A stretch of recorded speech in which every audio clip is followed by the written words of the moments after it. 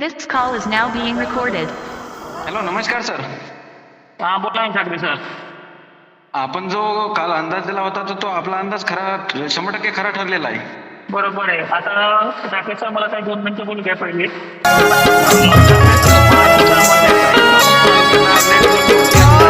मार्फत तो मॅसेज त्यांच्यापर्यंत पोहोचायचा आहे.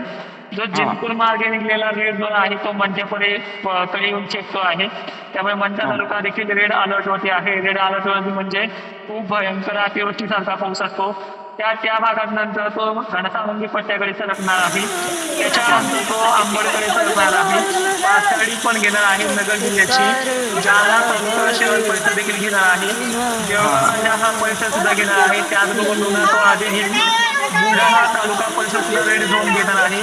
त्यानंतर गोकर्ण झापा देखील परिसर तो घेणार आहे. झाले मध्य महाराष्ट्राची कंडिशन.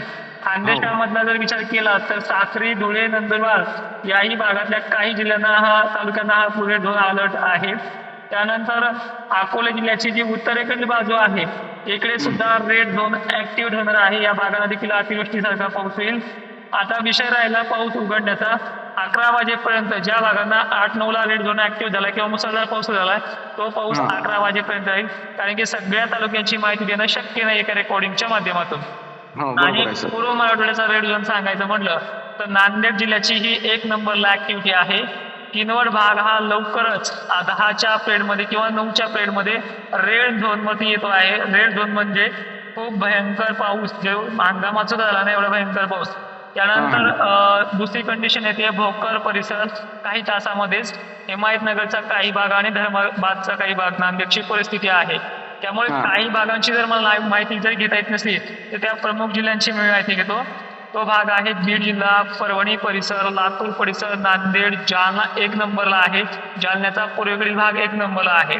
त्यानंतर बुलढाणा शहर परिसर, देऊळगडाच्या भोकरदन, जाफराबाद परिसर सुद्धा 1 नंबरला आहे.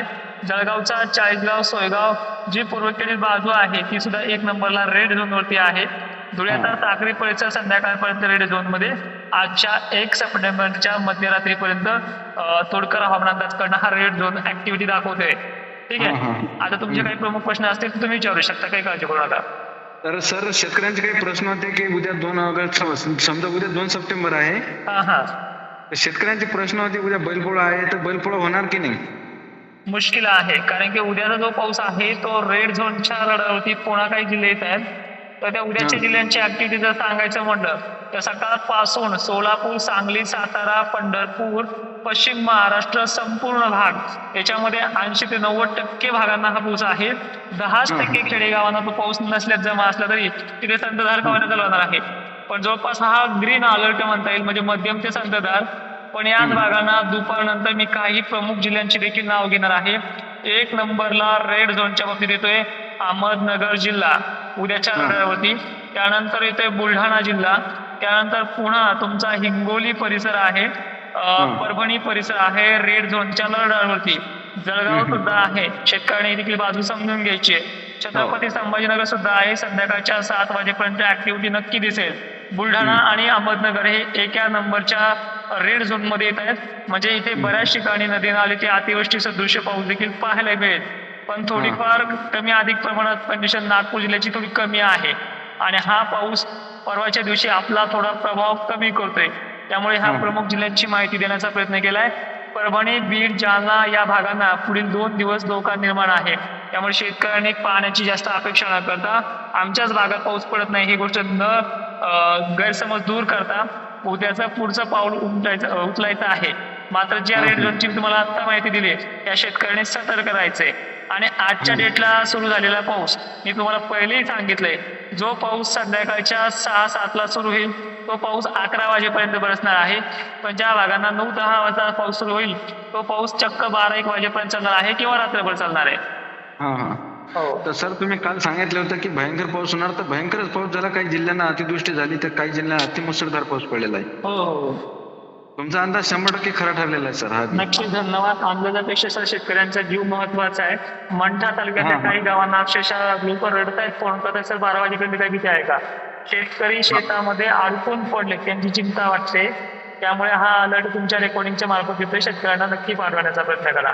माझा ओके, आनंद ओके, सर. झालाय म्हणून मला त्याचा आनंद नाही उलट दुःख वाटतंय कारण की हो, जो बरोबर. आपण महापालाची पूर्वकल्पना ह्या विषयी लोकांच्या हसण्यामुळे दिली नाहीये लक्षात हो, आलंय का बरोबर. काही लोक बरोबर आहे. महापाला शब्द काढते माझ्यावरती हसून उमटत होते पण याची हा. पूर्वकल्पना दिली नाही त्याचं मला वाईट वाटतंय आणि त्याचबरोबर काल आपण शिवपुराण घेतलंय त्यामुळे मी हो. व्यस्त येतो लाईव्ह व्यवस्थित घेता नाही आला त्यामुळे हा संदेश नक्की पोहोचवा धन्यवाद धन्यवाद sir. Thank you Call recording has now ended.